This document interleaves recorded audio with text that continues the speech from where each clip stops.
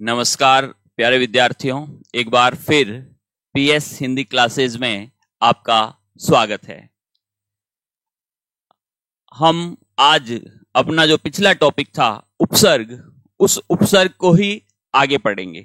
उससे पहले एक बात मैं आपको बताना चाहता हूं कि हिंदी विषय को लेकर अगर आपकी कोई भी समस्या है या आपका कोई भी प्रश्न है तो आप कमेंट में जरूर डालें ताकि उस पर हम काम कर सकें। आप इस YouTube चैनल से जुड़े रहें, साथ ही साथ हमारा जो टेलीग्राम चैनल है उसको भी आप ज्वाइन करें ताकि समय समय पर आपको नोट्स, प्रश्न पत्र और साथ ही साथ और भी कोई जानकारी अगर आपसे साझा करनी हो तो हम कर सकें। देखिए, उपसर्ग में अभी तक जो है हमने जो पढ़ा है उपसर्ग में, उसमें एक तो हमने संस्कृत के उपसर्ग पढ़ लिए हैं, संस्कृत के उपसर्ग, और साथ ही साथ हमने कुछ ऐसे अव्यय पद पढ़े हैं जो संस्कृत में उपसर्ग की तरह प्रयुक्त होते हैं। ठीक है, एक बार आप उनका रिवीजन जरूर कर लेना कि एक तो संस्कृत के उपसर्ग हमने पढ़ लिए जिनकी संख्या कितनी है, जिनकी संख्या है 22। अगर आपसे पूछा जाए उपसर्ग के कितने भेद होते हैं तो उपसर्ग 3 प्रकार के होते हैं। कितने प्रकार के? 3 प्रकार के। अगर आपसे पूछा जाए कि उपसर्ग क्या है तो हमेशा ध्यान रखें, उपसर्ग क्या है? उपसर्ग एक शब्दांश है।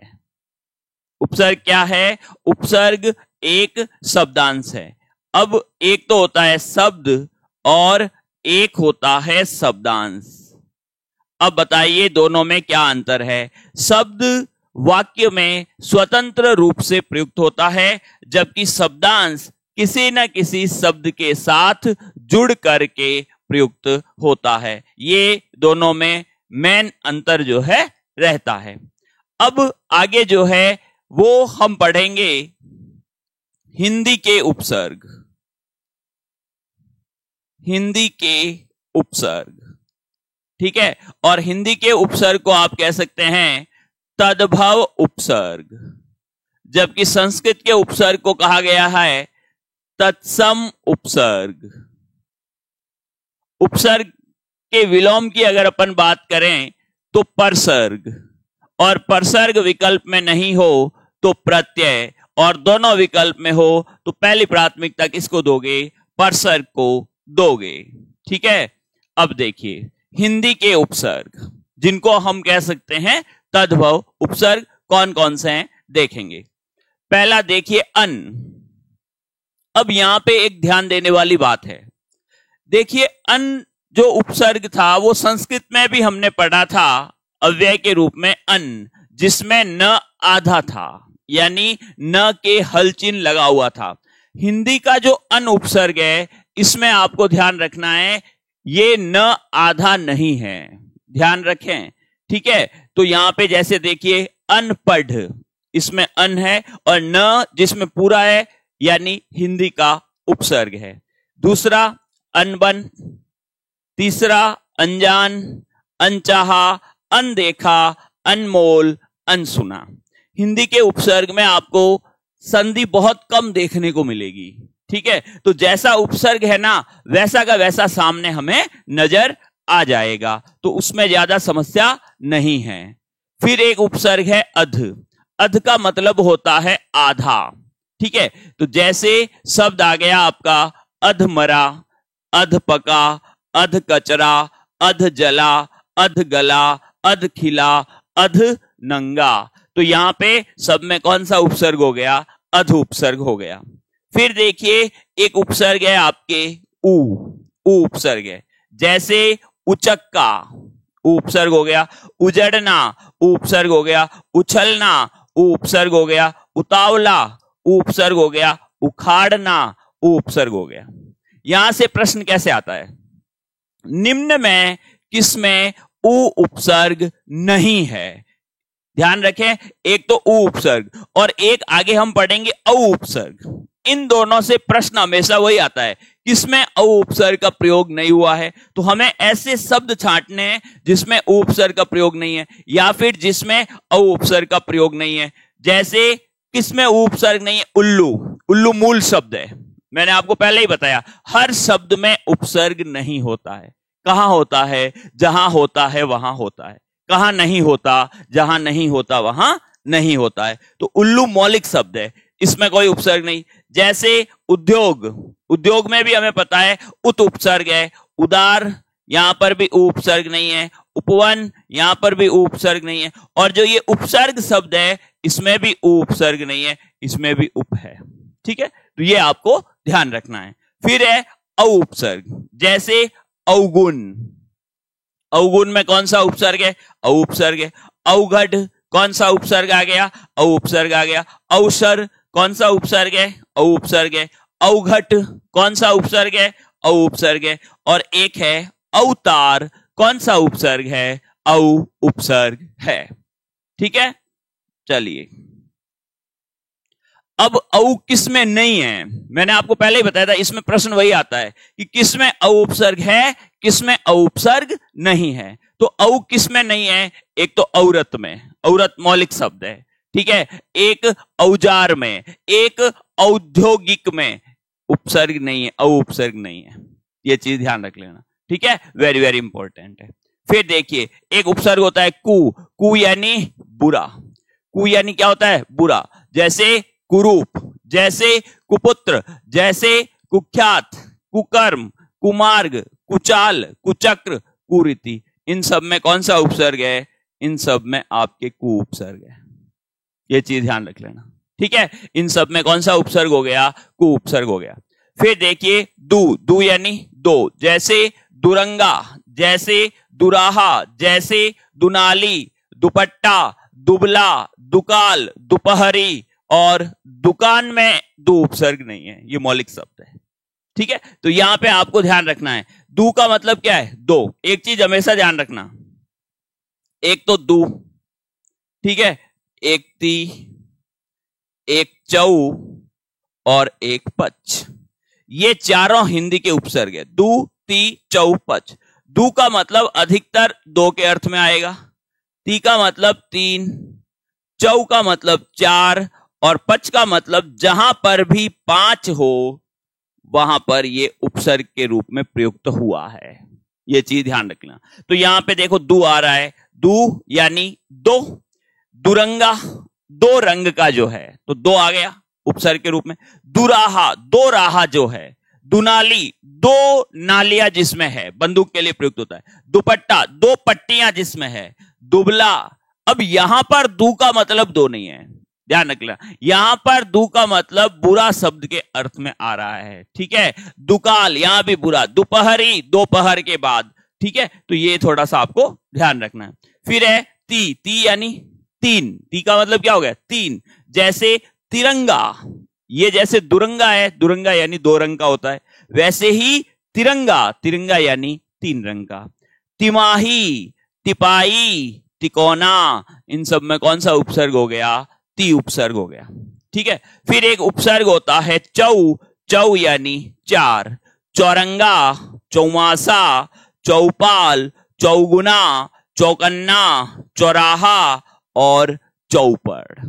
ठीक है, तो यहां पर चौरंगा यानी चार रंग, चौमासा यानी चार मास, चौपाल यानी जो चार पाल हैं, चौगुना चार गुना, चौकन्ना वैसे ये विशेष अर्थ में आता है, चार कान है जो बहुत सावधान होता है, चौराहा चार राहें, चौपड़ चार पड़ जिसमें हो। तो ये एक प्रकार से जो है आपके हिंदी के उपसर्ग के रूप में प्रयुक्त होता है। फिर एक हिंदी का उपसर्ग है आपका पच। पच का मतलब पांच। पचरंगा, पांच रंग का जो हो। ठीक है, पचमेल, पांच मेल, पचकूटा और पचमढ़ी। ठीक है, इन सब में कौन सा उपसर्ग हो गया, पच उपसर्ग हो गया। ठीक है, फिर देखिए उन। उनका मतलब क्या है, एक कम। उन जहां भी प्रयुक्त होता है उनका मतलब एक कम है। 19, देखो इसमें भी उन उपसर्ग में न आधा नहीं है, लेकिन 19 में न आधा आ रहा है, लेकिन उपसर्ग उन ही है। ठीक है, 29 उन हो गया। भाई 19 का मतलब क्या है? 1 कम 20, उन उपसर्ग जिसमें भी जुड़ेगा 1 कम के लिए प्रयुक्त हो जाएगा। ठीक है, फिर देखिए 29, फिर देखिए 39, 1 कम 40, 49, 1 कम 50, 59, 1 कम 60, 79, 1 कम जो है 80। तो यहां पे क्या हो जाएगा? आपके कौन सा उपसर्ग है? उन उपसर्ग है। फिर एक उपसर्ग होता है पर। पर का मतलब क्या है? दूसरा। जैसे परहित, परहित में कौन सा उपसर्ग हो गया? पर उपसर्ग हो गया। जैसे परदेश, कौन सा उपसर्ग है? पर। परकोटा, पर उपसर्ग हो गया। पर दादा, पर उपसर्ग हो गया। परलोक, पर उपसर्ग हो गया। पर काज, पर उपसर्ग हो गया। और परोपकार, यहां संधि भी है। ठीक है, और आप बताइए कौन सी संधि है? पर धन उपकार। इतना तो मैं लिख सकता हूं। आई याद? आ गई? चलो बहुत बढ़िया। गुण संधि है इसमें। ठीक है, फिर देखिए अब इसमें 2 उपसर्ग हो गए, पर और उप। परोपकार में 2 हो गए। पराधीन, ध्यान रख लेना, परा नहीं है, पर है। पर धन अधीन होगा, दीर्घ संधि है इसमें। परजीवी, परावलंबी, इसमें भी पर धन अवलंबी है। पर सही है, परा नहीं होता है। और ये कि ये स्थिति किसकी है? परार्थ। पर धन अर्थ क्या बनता है? परार्थ बनता है। ठीक है, फिर देखिए फिर एक उपसर्ग है भर। भर किस प्रकार से? जैसे भरपेट, भर उपसर्ग हो गया। भरसक, भर उपसर्ग हो गया। भरपूर, भर उपसर्ग हो गया। भरमार, भर उपसर्ग हो गया। और भरपाई, भर उपसर्ग हो गया। तो आपको ध्यान रखना है, हिंदी में एक भर उपसर्ग भी रहता है। आगे बात समझ में? बहुत बढ़िया। फिर देखिए बिन। बिन नहीं के अर्थ में प्रयुक्त होता है। बिन जहां भी उपसर्ग के रूप में प्रयुक्त होता है, इसका मतलब क्या है? नहीं। जैसे बिन खाया, जैसे बिन ब्याहा, जैसे बिन बोया, जैसे बिन मांगा, जैसे बिन बुलाया। इन सब में कौन से उपसर्ग हो गया? इन सब में आपके बिन उपसर्ग हो गया। ठीक है, फिर देखिए का मतलब क्या होता है? बुरा। जैसे काजल, जैसे कायर, कापुरुष और कातर, सभी में का उपसर्ग है। ठीक है, फिर एक उपसर्ग होता है स यानी सहित। जैसे सपूत, जैसे सफल, जैसे सबल, जैसे सपरिवार, सावधान। यहां पे देखो संधि हो रही है। कौन सी संधि हो रही है बताइए? देखें, सधन अवधान, संधि हो रही है दीर्घ। और अवधान में भी उपसर्ग हो गया अव। अब बताइए सावधान में कितने उपसर्ग है? सावधान में 2 उपसर्ग है। ठीक है, फिर देखिए सगुण, फिर देखिए सादर। इसमें भी आपके सधन आदर, दीर्घ संधि है। और आदर में एक उपसर्ग है आधंदर। इसका मतलब सादर में भी कितने उपसर्ग है? 2 उपसर्ग। ये चीज आपको ध्यान रखनी है। फिर देखिए चिर। चिर का मतलब क्या है? सदैव। जैसे चिरकाल, सदैव काल, लंबे समय तक। चिरायु, इसमें दीर्घ संधि भी है। कौन सी संधि? दीर्घ। चिर परिचित, चिर उपसर्ग हो गया। चिर स्मरणीय, चिर उपसर्ग हो गया। चिर यौवन, चिर उपसर्ग हो गया। चिर प्रतीक्षित, यहां पर भी आपके चिर उपसर्ग का प्रयोग हुआ है। आ गई बात समझ में? चलिए, फिर एक उपसर्ग होता है हिंदी में न। और न किसके लिए प्रयुक्त होता है? न प्रयुक्त होता है नहीं के लिए। ध्यान रहे, जैसे नकुल, नकुल। ठीक है, जैसे नास्तिक, न धन आस्तिक। जैसे नग। अब एक चीज ध्यान रखना, न क्या है? उपसर्ग, और ग क्या है? प्रत्यय। दोनों शब्दांश है। और जब शब्दांश प्लस शब्दांश मिलते हैं तो क्या बन जाता है? शब्द बन जाता है। ठीक है, फिर देखिए नपुंसक। ठीक है, न उपसर्ग हो गया। नगण्य, न उपसर्ग हो गया। नेति, संधि भी है इसमें, न उपसर्ग है। और ये क्या है? न धन इति। बताओ देखिए कौन सी संधि है इसमें? न धन इति, गुण संधि। इतना क्या सोच रहे हो? है ना, थोड़ा सा अभ्यास में रहा करो ताकि तुरंत आप उत्तर दे सकें। न धन इति क्या हो जाएगा? नेति। फिर देखिए बहु। बहु का मतलब क्या है? बहुत के लिए आता है। जैसे बहुमूल्य, यहां ऊ की मात्रा बड़ी होगी मूल्य में। बहुमूल्य, जैसे बहुवचन, जैसे बहुमत, जैसे बहुविवाह। अब इसमें दो उपसर्ग हो गए, एक तो बहु हो गया, एक वी हो गया। बहुपयोगी, इसमें आपके संधि भी है। बहुपयोगी में बताइए, देखिए कौन सी संधि है? बहु धन उपयोगी। बताओ देखें, देखो ऊ आ रहा है, ऊ के बाद ऊ आ रहा है, कौन सी संधि है? दीर्घ संधि हो जाएगी और ऊ की मात्रा बड़ी हो गई, बहुपयोगी। ये तो हो गई संधि। अब बताओ बहुपयोगी में कितने उपसर्ग हैं? तो आप देखिए, बहु भी आ गया, उप भी आ गया, यानी इसमें उपसर्ग हो गए 2। आ गई बात समझ में? चलिए फिर देखिए, बहुसंख्यक, इसमें भी आपके बहु उपसर्ग हो गया। जैसे बहुभुज, इसमें भी आपके बहु उपसर्ग हो गया। फिर एक उपसर्ग होता है आप। आपका मतलब क्या है? स्वयं। आप यानी स्वयं, खुद के लिए जो आता है। जैसे आप काज, स्वयं का जो काज है। आप बीती, आप कही, आप सुनी, तो कौन सा उपसर्ग हो गया? आप उपसर्ग हो गया। ठीक है। फिर देखिए नाना। नाना यानी विविध, ध्यान रख लेना। एक नाना जो नानी वाला वो अलग है, यह चीज ध्यान रखें। इस नाना का मतलब क्या है? इस नाना का मतलब है विविध। जैसे नाना प्रकार, विविध प्रकार। ठीक है। जैसे नाना जाति, विविध प्रकार की जाति। नाना विकार, नाना रूप, यहां पे विविध रूप के रूप में प्रयुक्त कर सकते हैं। आगे ये बात समझ में? कौन से उपसर्ग पढ़ रहे हो? हिंदी के उपसर्ग। ठीक है। चलिए फिर एक उपसर्ग होता है क। क किसके लिए प्रयुक्त हुआ? एक तो कपूत, कपूत में क उपसर्ग हो गया। कलंक, कलंक में क उपसर्ग हो गया। कठोर, कठोर में क उपसर्ग हो गया। ध्यान रखें, कमल में क नहीं है, कनक में क नहीं है, और कबूतर में क उपसर्ग नहीं है। इसमें भी प्रश्न वही आता है, निम्न में से किस शब्द में क उपसर्ग का प्रयोग नहीं हुआ है? तो यहां पे इन चीजों का आपको ध्यान, शब्द दूसरे भी आ सकते हैं। ठीक है। फिर है आपके सम। सम में भी यहां देखो, सम संस्कृत में भी है, लेकिन उसमें हलचिन्ह लगा हुआ है, इसमें हलचिन्ह नहीं लगा हुआ। एक चीज ध्यान रख लेना, जिस भी उपसर्ग में हलचिन्ह लगा होता है, अर्थात जो अंतिम वर्ण है वो आधा होता है, वो हमेशा संस्कृत का उपसर्ग होगा। अच्छी तरह दिमाग में बात फीड कर लेना।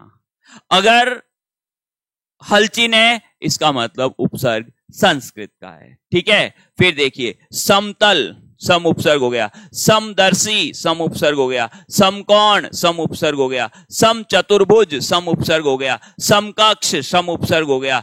और समकालीन, सम उपसर्ग हो गया। ठीक है। फिर देखिए, फिर है आपके विदेशी उपसर्ग। ठीक है। संस्कृत के उपसर्ग हमने पढ़ लिए, जिनको कहा जाता है तत्सम उपसर्ग।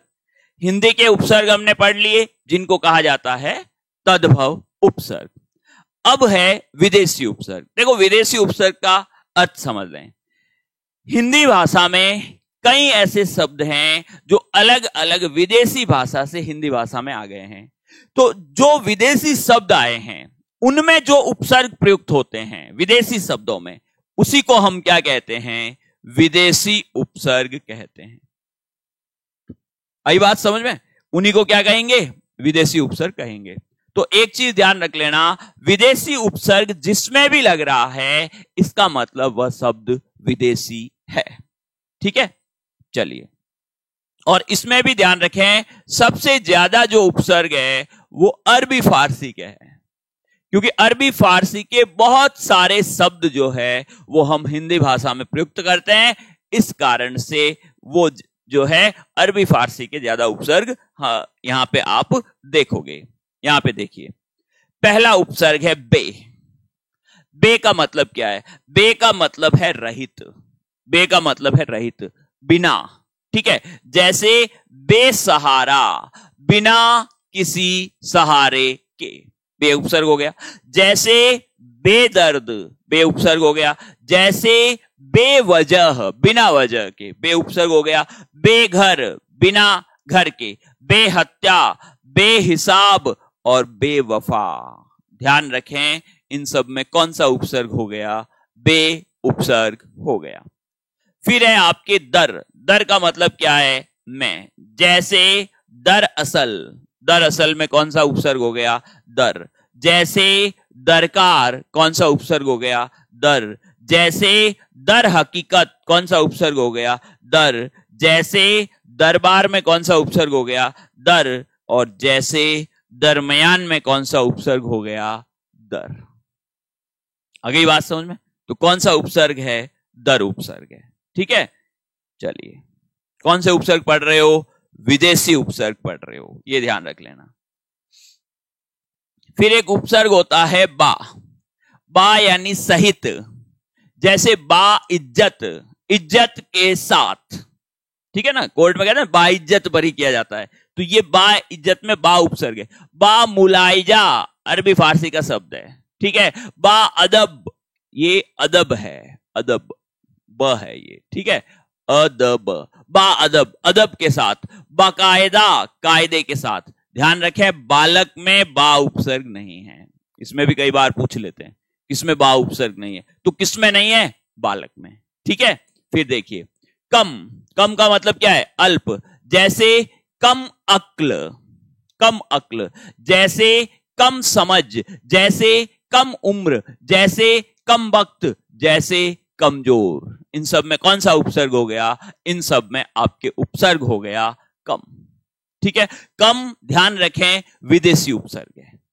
ठीक है, फिर देखिए ला। ला का मतलब क्या है? बिना। ला जिसमें भी जुड़ता है अर्थ क्या देगा? बिना। जैसे लावारिस, बिना वारिस के। लावारिस ला उपसर्ग हो गया। जैसे ला इलाज, जिसका कोई इलाज नहीं हो। जैसे लापता, जिसका कोई पता नहीं हो। लाजवाब और लापरवाह। ध्यान रखें इनमें आपके ला उपसर्ग है।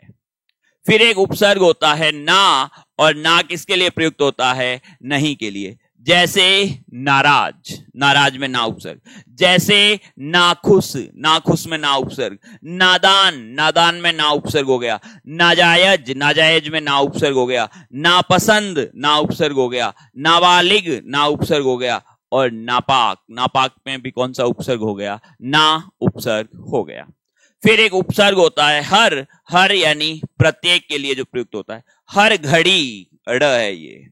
हर घड़ी, हर उपसर्ग हो गया। ठीक है, हर मुकाम, हर उपसर्ग हो गया। हर पल, हर उपसर्ग हो गया। हर वक्त, हर उपसर्ग हो गया। और हर दम, इसमें भी कौन सा उपसर्ग हो गया? इसमें भी आपके हर उपसर्ग हो गया। अगली बात समझ में क्लियर है? Very good. चलिए फिर एक उपसर्ग है खुश। खुश यानी खुशबू। खुशबू में कौन सा उपसर्ग हो गया? खुश उपसर्ग हो गया। देखो खुश का मतलब क्या होता है? अच्छा। और बद का मतलब क्या होता है? बुरा।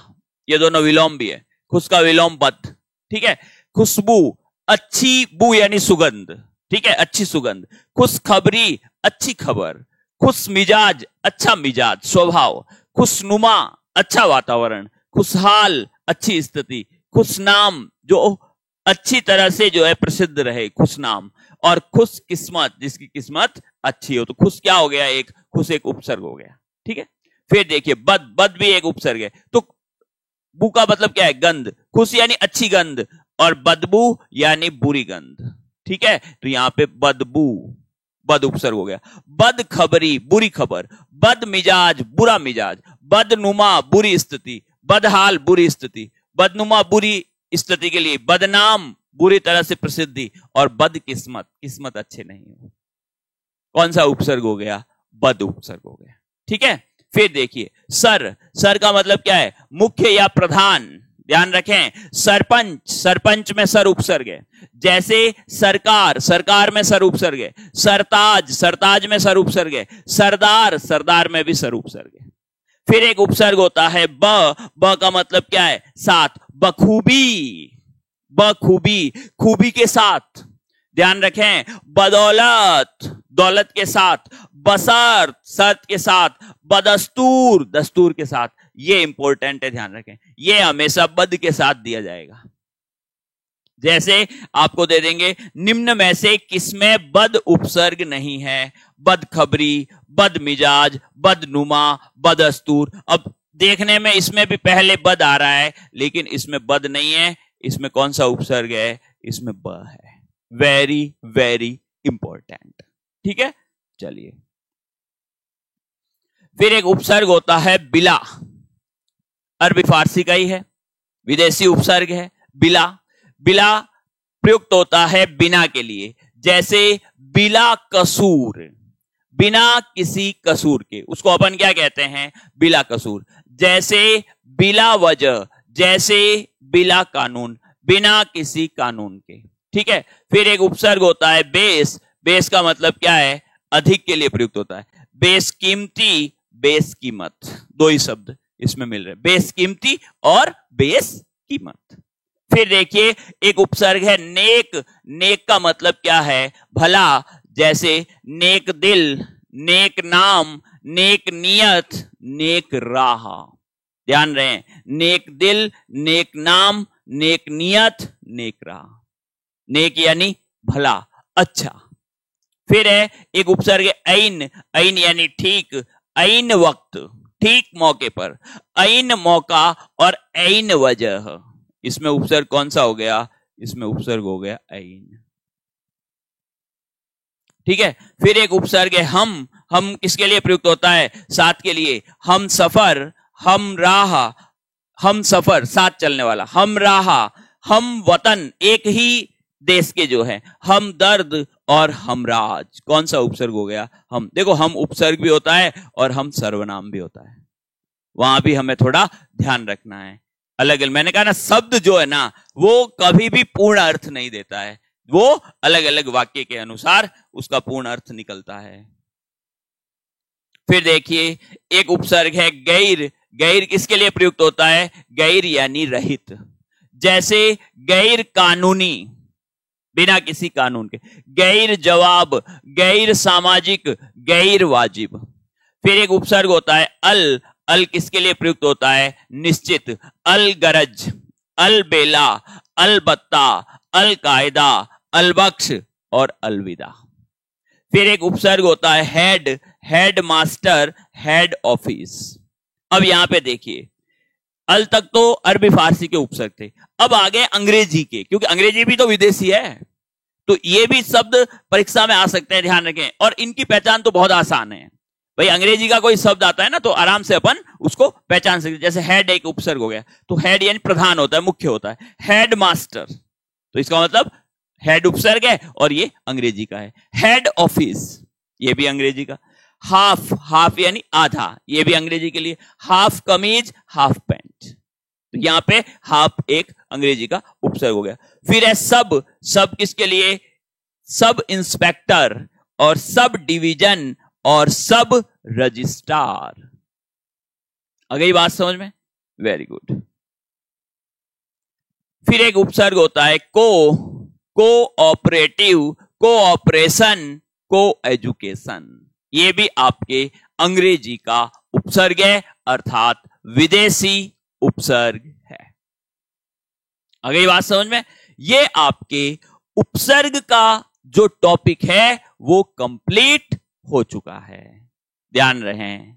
ठीक है, कुछ प्रश्न लेके मैं आपके सामने आऊंगा उपसर्ग के, जिससे आपको एक आइडिया लगे कि उपसर्ग में किस किस तरह के प्रश्न विभिन्न परीक्षाओं में पूछे गए हैं और उनसे जुड़े हुए आगे भी कैसे प्रश्न जो है आ सकते हैं, उसकी मैं अलग से एक क्लास आपके सामने लेकर के आऊंगा।